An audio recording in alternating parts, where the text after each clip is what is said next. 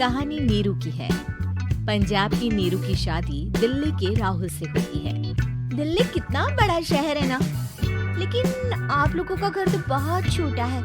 हमारे पंजाब में तो ये बड़े बड़े घर होते हैं कि मजा ही आ जाता है। कोई बात नहीं नीरू, मैं भी तुम्हारे लिए बहुत बड़ा मकान बनाऊंगा बहुत जल्दी। नीरू के पिता जहाँ पंजाब के जाने माने व्यापारी थे, वहीं उसका पति राहुल दिल्ली में एक सिंपल नौकरी करता था। माँ, यहाँ तो घी मक्खन इतना महंगा है कि क्या बताऊँ। मैं तो तरस ही जाती हूँ घी खाने के लिए। नीरू की माँ को ये सुनकर बहुत दुख होता है। मेरी बेटी को घी नसीब नहीं हो रहा है और ये बहू यहाँ बैठकर घी में शक्कर डाल रही है। देख वनिता, मैं साफ कह रही हूँ, इस घर में जितना घी आएगा उतना ही मेरी बेटी के घर दिल्ली भी जाएगा। अरे ये क्या बात होती माँ जी, बेटी को उतना ही करो जो अच्छा लगे। अब क्या मायके से घी और मक्खन तक की सप्लाई करोगी आप? हाँ, मेरी बेटी किसी चीज को तरसे मुझसे बर्दाश्त नहीं होता। अब क्या था, नीरू के मायके में 2 किलो घी आता तो 2 किलो दिल्ली जाता नीरू के पास। एक दिन, माँ बड़ी गर्मी पड़ती है दिल्ली में। इस घर में तो एक ही एसी है और वो भी ड्राइंग रूम में। सारा परिवार एक ही कमरे में सोता है। अब बेटा, वो तो हर घर की कहानी है, यहाँ भी एक ही एसी है। अरे बिल इतना आता है कि क्या बोलूं। तभी वहाँ राकेश आ जाता है। माँ, थोड़ी देर में यहाँ कुछ प्लम्बर आएंगे मेरे कमरे में एसी लगाने, जरा ध्यान से लगवा देना ना माँ। ओए, ऐसे कैसे तेरे कमरे में एसी लगेगा? हाँ राकेश, एक बार बात तो कर लेता।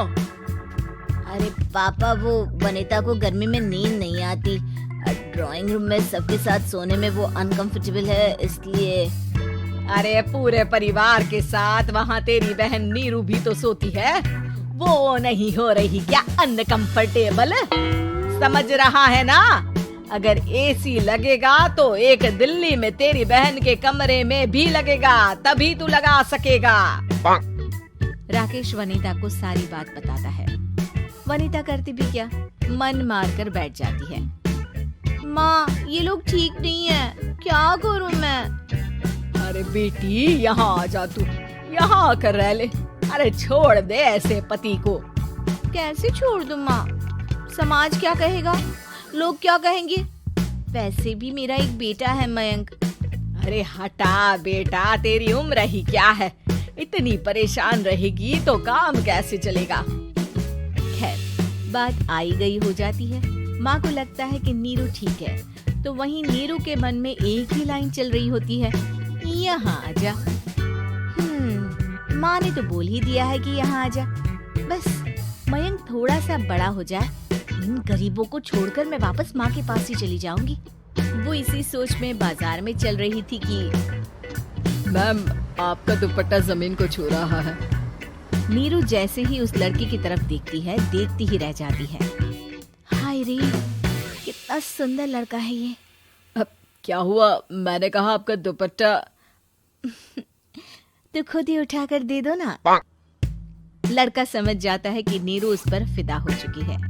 वो उससे उसका नंबर लेकर चला जाता है। अब क्या था, नीरू और रोहित में लगातार बातें होने लगती है। मैं हरियाणा का रहने वाला हूँ, यहाँ एक बड़ी कंपनी का मैनेजर हूँ। अच्छा, और कितने बच्चे हैं तुम्हारे? बच्चे? अरे मेरी तो शादी भी नहीं हुई है। तुम बताओ, शादी करोगी? नीरू शर्मा जाती है। अब लेकिन मैं तो पहले से ही शादीशुदा हूँ। मुझे फर्क नहीं पड़ता, बस तुम शादी कर लो। भाग चलते हैं, बहुत पैसे वाला हूँ मैं, हमेशा खुश रखूंगा तुम्हें। नीरू रोहित से मिलकर सारा प्लान बना लेती है और फिर एक दिन घर से भाग जाती है। दोनों शादी कर लेते हैं। शादी के बाद। क्या बात है नीरू, तुम्हें परेशान सा देखता हूँ, सब ठीक तो है ना? हाँ हाँ, सब ठीक है।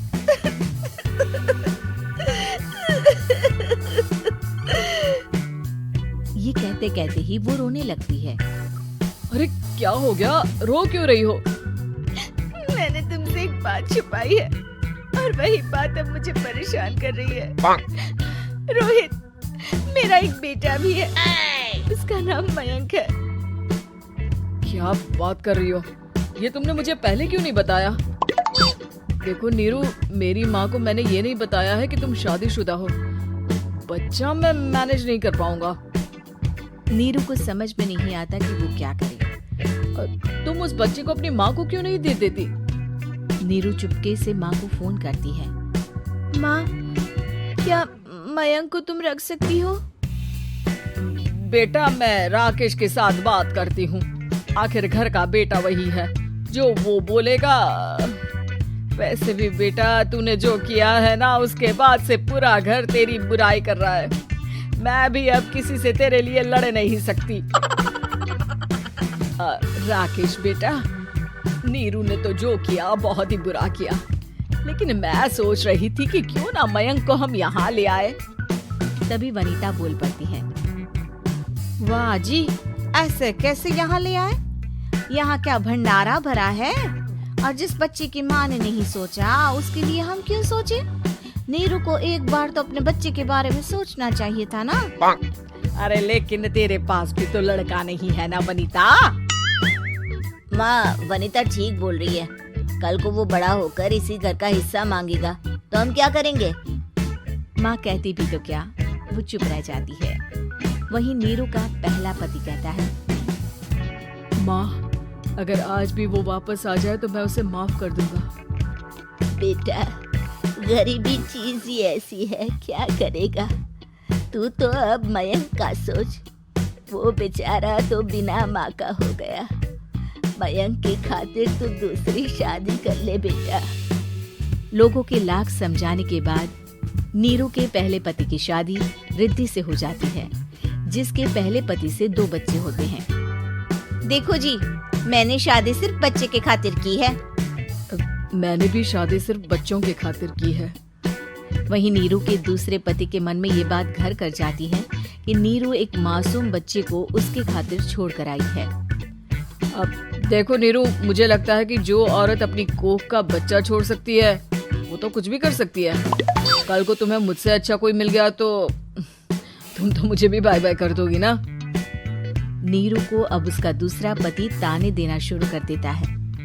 तंग आकर नीरू उसके यहाँ से भागकर अपने पहले पति के पास चली जाती है, लेकिन ससुराल में क्या लेने आई है नीरू, मयंक को? नहीं सासू माँ, मुझसे गलती हो गई, मुझे माफ कर दीजिए। नीरू, अब वक्त खत्म हो गया है, मेरी शादी हो चुकी है।